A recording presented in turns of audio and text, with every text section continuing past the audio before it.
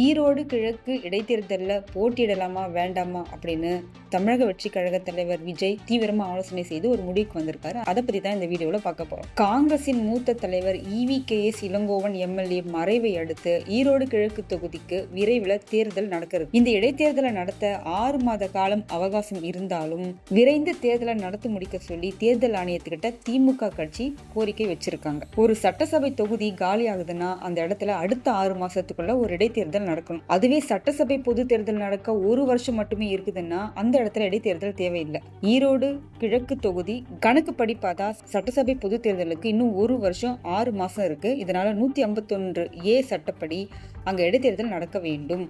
அதே சமயம் இடைத்தேர்தலில் போட்டியிட வேண்டாமா அப்படிங்கிற விவாதங்கள் எதிர்கட்சிகளான அதிமுக பாஜகவிடம் நடைபெற்று வருகிறது. சீமானோட நாம் தமிழர் கட்சி இந்த இடைத்தேர்தலை புறக்கணிக்கலாமா அப்படிங்கிற யோசனையில் இருக்கிறதா சொல்லப்படுது. காரணம், தமிழகம் முழுக்க பெரும்பாலான மாவட்டங்கள்ல சீமான் கட்சியை விட்டு மாவட்ட அமைப்புகள் காலியாகி கொண்டிருக்கும் நிலையில தேர்தல் பணிகளை எப்படி முன்னெடுத்து வைக்கிறது அப்படிங்கிற அந்த குழப்பம் தான் இந்த முடிவுக்கு காரணம். ஏன்னா மாவட்டந்தோறும் அவங்களோட கூடாரங்கள் காலியாகிட்டு இருக்கும். ஒரு இடைத்தேர்தலுக்காக அந்த இடத்துல இருக்கிறவங்களை ஒருங்கிணைக்கும் போது ஏகப்பட்ட பிரச்சனைகள் வரும். அதனாலதான் சீமான் பயங்கர யோசனையில இருக்காராமா. இதுக்கு நடுவில் தான் புதுசா கட்சி ஆரம்பிச்சு மாநில மாநாட்டையும் நடத்தி முடித்த தமிழக வெற்றி கழக தலைவர் இடைத்தேர்தலில் போட்டியிடலாமா வேண்டாமா அப்படிங்கறது குறித்து ஒரு ஆலோசனை மேற்கொண்டு இருக்காரு. ஒரு ஆலோசனை நடத்தி இருக்காரு.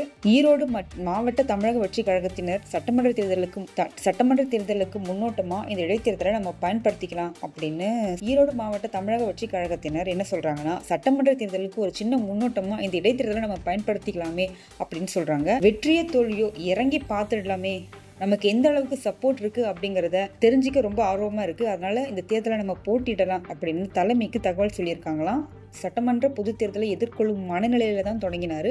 ஆனா எதிர்பாராத விதமா அந்த நேரம் பார்த்து திண்டுக்கலுக்கு அந்த இடத்துல இடைத்தேர்தல் நடந்தது. அதுல துணிச்சலா அதிமுகவை களமிறக்கி ஜெயிச்சாரு எம்ஜிஆர். அந்த வெற்றி அடுத்த பொது தேர்தலுக்கான வெற்றியா அமைஞ்சு போச்சு.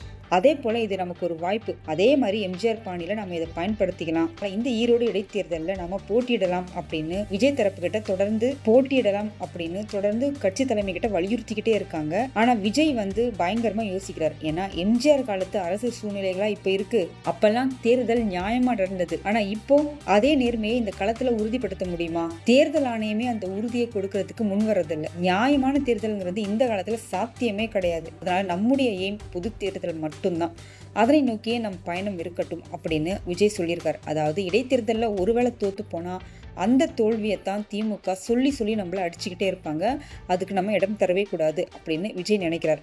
அந்த நிலையில ஈரோடு கிழக்கு தொகுதி குறித்த கள நிலவரம் எப்படி இருக்கும் அப்படிங்கறத பத்தியும் ஒரு சர்வே எடுத்து பார்க்கலாம். ஒருவேளை நமக்கு ஆதரவான விஷயங்கள் அங்க நடந்தா நிச்சயமா நம்ம தேர்தலில் புறக்கணிக்காம போட்டியிடலாம் அப்படின்னும் விஜய் தரப்பினருக்கு தாவேகா வீக வகுப்பாளர் சார்பில் ஒரு தகவலும் சொல்லியிருக்காங்க. விஜயோட யோசனையும் கரெக்ட் தானே. பொது தேர்தலாம் தமிழ்நாடு முழுக்க ஏதோ ஓரளவுக்கு தங்களோட பலத்தை நிரூபிச்சிடலாம். ஆனா ஈரோடு மட்டுங்கிற பட்சத்துல அந்த இடத்துல நமக்கு எவ்வளவு ஆதரவு இருக்குன்னு தெரிஞ்சுக்காம காலை வச்சு தோத்து போயிட்டோம்னா அதை விட அசிங்கம் வேற எதுவுமே இல்லை. எம்ஜிஆர் ஜெயிச்சார்னா அவருக்கு ஆதரவு இருந்தது. ஆனா விஜய்க்கு இப்போ ஆதரவை விட எதிர்ப்புகள் தான் அதிகமா இருக்கு. அதனால அவருக்கு பலம் எங்கெங்கெல்லாம் இருக்கோ அங்கெல்லாம் மட்டும்தான் அவரால் ஜெயிக்க முடியும். இப்போ ஈரோடுலயும் எந்த அளவுக்கு பலம் இருக்குன்னு தெரிஞ்சுக்காம களத்துல இறங்கினார்னா நிச்சயமா அவருக்கு தோல்வியை தான் தரும். இந்த யோசனைக்காக விஜயை பாராட்டியே ஆகணும். அவரோட ஒரே இலக்கு பொது தேர்தல் அப்படிங்கும் போது அதை நோக்கி தான் நம்ம ஓடிட்டு இருக்கணும். இடையில இதுக்காக ஆசைப்பட்டு இருக்கிற மரியாதையும் குறைச்சிக்க கூடாது அப்படிங்கிற அந்த விஜயோட நிலைப்பாட்டை நம்ம பாராட்டியே ஆகணும். பார்க்கலாம், இந்த முடிவு இறுதியானது கிடையாது. வியூக வகுப்பாளர்கள் திடீர்னு கலந்துக்கலாம், அப்படி போட்டி போடலாம் அப்படின்னு சொல்லிட்டா விஜய் மறுப்பு தெரிவிக்காம போட்டி போட தான் போறாரு. எதுவா இருந்தாலும் பொறுத்திருந்து பார்க்கலாம்.